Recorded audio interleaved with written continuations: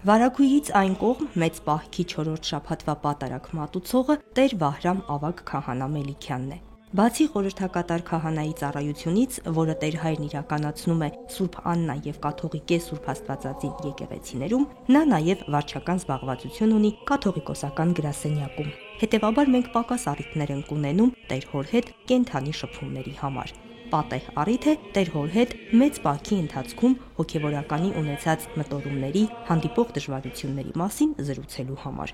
Երբ մենք խոսում ենք պահեցողության մասին եւ հոգևորականի կյանքի մասին, ապա այդ պահեցողությունը ըստ էության ոչնչով գրեթե չի տարբերվում այն պահեցողությունից, որ յուրաքանչյուր անհատ, յուրաքանչյուր եկեղեցու զավակ պահում է, որովհետեւ բոլորս կոչված ենք այդ պահքը ապրելու։ Հոգևորականի համար դա թերևս ունի մի փոքր նաև առանձնահատուկ այլ նշանակություն, որ առիթ է ընձեռվում ինչպես բոլոր հավատացյալներին հոգևորականին առավել եւս ինքնասևեռվելու, այսինքն կենտրոնանալու իր կյանքի ընթացքի վրա, որովհետեւ եթե մենք խոսում ենք հոգու կազդուրման մասին, ապա հոգևորականը, որ բացի իր առօրյա շփումներից նաև շատ մեծ պատասխանատվություն է կրում Աստծո առջև, ժողովրդի առջև, ունի բազում այցելուներ, որոնք որ գալիս են դիմում են հոգևորականին իրենց ամենատարբեր խնդիրներով, ցավերով, ապա հոգևորականը եւս իբրև մարդ կարիք ունի այդ ամենի միջով անցնելու եւ ոչ միայն անցնելու, այլ նաեւ կարողանալու ճիշտ ներքին դիրքորոշումներ, կեցվածքներ որդեգրելու այդ ամենի նկատմամբ։ Բացի մեծ պահքից մեր եկեղեցական օրացույցում շատ կան տարբեր տևողությամբ պահոց օրեր, որոնք սահմանվել են եկեղեցու հայրերի կողմից որոշ կարևոր եկեղեցական տոներից առաջ։ Պահքն ինքնասևեռման, պատրաստման առիթ է քրիստոնյայի եւ հատկապես հոգևորականի համար, ասում է Տեր Հայրը։ Իսկապես այդ բազում հանձնառությունների մեջ, որոնցով հոգևորականը կանգնում է խորանի առջև, լինելով կարծեք բարեխոսը, միջնորդը Աստուծո եւ ժողովրդի միջև, ինքը պետք է իր անձը եւս պատրաստի։ Հոգևորականը կոչված է լինել օրինակը իր համայնքի համար, կոչված է լինել ոչ միայն օրինակ, այլև չափորոշիչը հոգևոր կյանքի, որովհետեւ այո, շատ հաճախ մենք կարող ենք դժվարանալ այդ ճանապարհով շիտակ կերպով քայլել, անսայթակ կերպով քայլել։ Մենք էլ ձախողվում ենք, մենք էլ սայթակում ենք, մենք էլ վհատության, հուսահատության պահեր ենք ունենում, բայց այս ամենը մեզ օգնում է, որպեսզի մենք Աստծով կարողանանք հաղթահարել բոլոր տեսակի դժվարությունները, նեղությունները, հավատի փորձությունները, որոնք որ մշտապես առկա են մեր կյանքում։ Մեզ հետաքրքրեց, թե իր առօրյայում Տեր Հայրն ինչ խմբագրումներ է անում այս ընթացքում։ Օրինակ, ես ինքս ինձ համար նպատակներից մեկը, որ սահմանել եմ, դա փորձել ձեռք բազատվել մեր օրերի մեծագույն ախտերից մեկին, անընդհատ հեռախոսին նայելու, լուրերին հետևելու, ինչ որ բան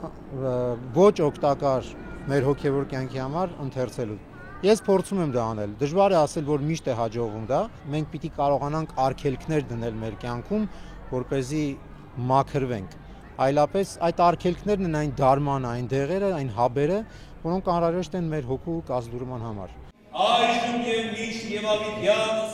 Քահանա հայրերն ամենաշատն են շփվում հավատացյալների հետ ամենատարբեր հարցերի շրջանակում եւ պատարակները լավագույն հնարավորություններն են խորանից քարոզելու ուղերձներ հղելու ներկաներին։ Երբ մեծ պահքի ընթացքում խորանը փակվում է, ինչ զգացողություն է ունենում վարագույրի այն կողմից պատարակող Տեր Վահրամը։ Մի կողմից դա թերևս այդ ահագնության եւ Աստծո առջև կարծեք թե միայնակ, թեպետ կողքերից սպասավորներ կան, բայց Աստծո առջև այդ կանգնելու զգացողությունն է,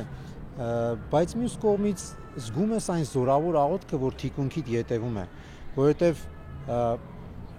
եւ անդրադառնում ես, եւ ապրում ես, եւ ընկալում ես, որ այդ ժողովուրդը այնտեղ կանգնած քեզ հետ աղոթում է եւ երբեք քեզանից անգամ այդ փակ վարագույրով չի կտրվել։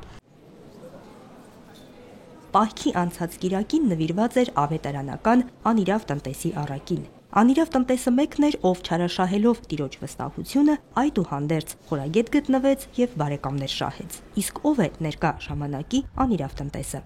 Անիրավ տնտեսին մենք չպիտի փնտրենք մեր անձերից դուրս։ Յուրաքանչյուրս մեզ պիտի գիտակցենք իբրև